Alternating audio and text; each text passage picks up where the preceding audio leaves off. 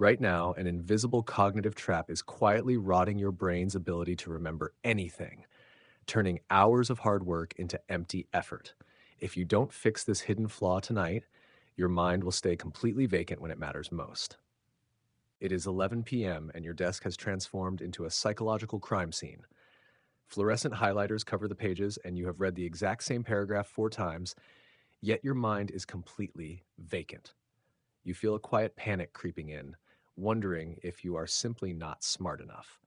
Welcome to Less is More, where we strip away the noise to look at how things actually work. The brutal truth is that you are falling victim to a hidden cognitive trap called the fluency illusion. Your brain confuses visual recognition with actual long term memory, essentially lying to you while you waste hours on empty effort. You aren't broken, but the passive methods you were taught are actively sabotaging your potential. If you are ready to stop surviving and start mastering your mind, hit that subscribe button right now to help us build more deep dives like this. To break free from this exhausting trap, we have to stop playing defense and completely re engineer the entire machine. Most of us were conditioned to open a textbook to page one, start reading, and hope that repetition would somehow save us.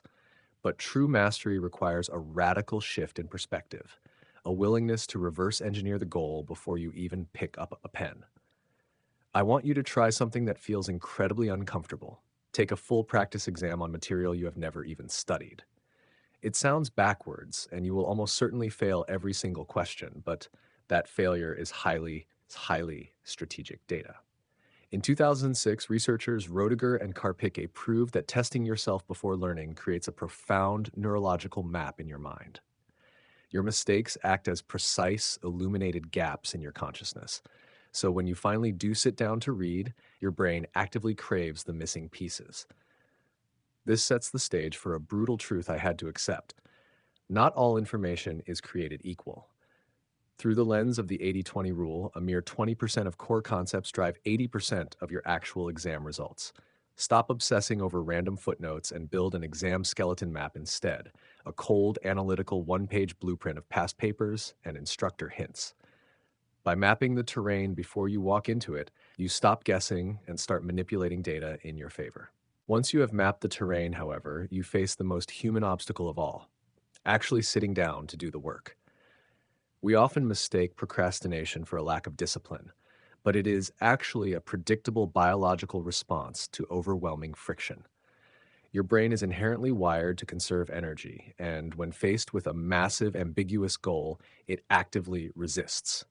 This is where Parkinson's law weaponizes your time. If you give yourself 5 hours to study, your brain will lazily expand that task to fill all 5 hours. To shatter this resistance, I stopped waiting for motivation and started relying on architectural design. I used the 10-minute promise, telling myself I only have to focus on one specific concept for 10 minutes before I am allowed to quit. By shrinking the starting gate, you bypass the brain's defense mechanism, and 9 times out of 10, pure momentum carries you forward. Pair this with a high urgency 30-minute sprint where your phone is completely removed from your visual field.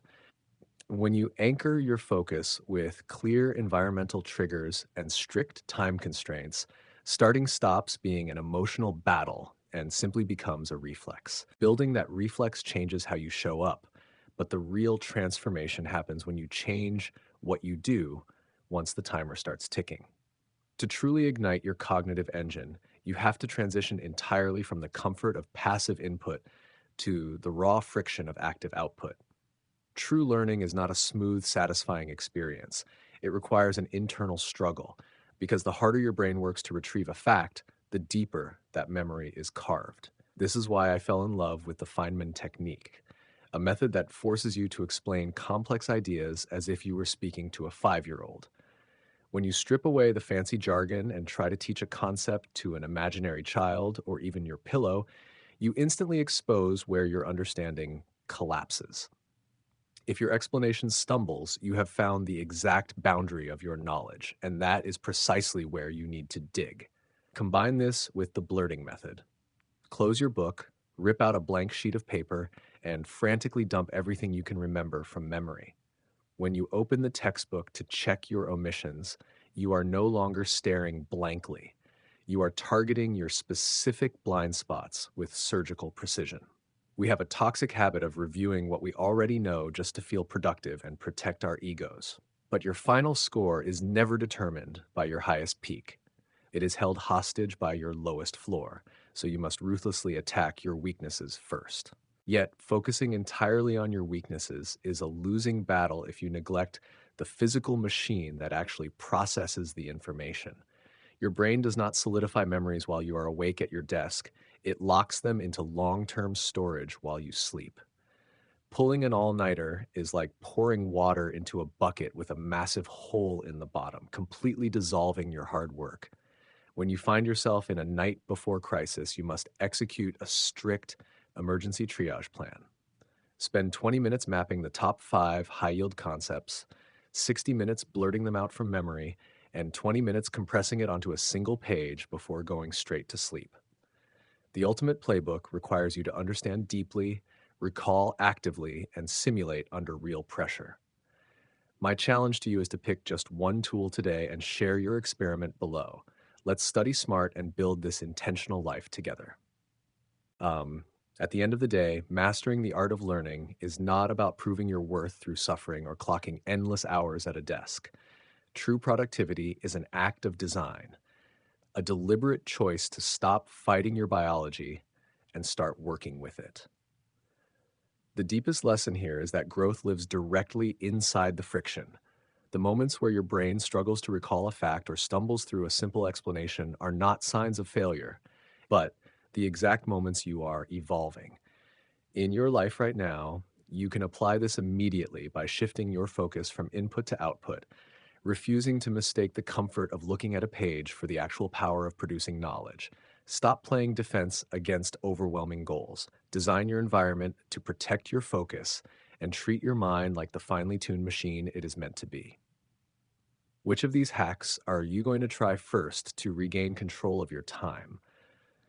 Please share your thoughts in the comment section below so we can all learn from each other's experiences. And don't forget to subscribe to the channel to support us in building the next deep dive together.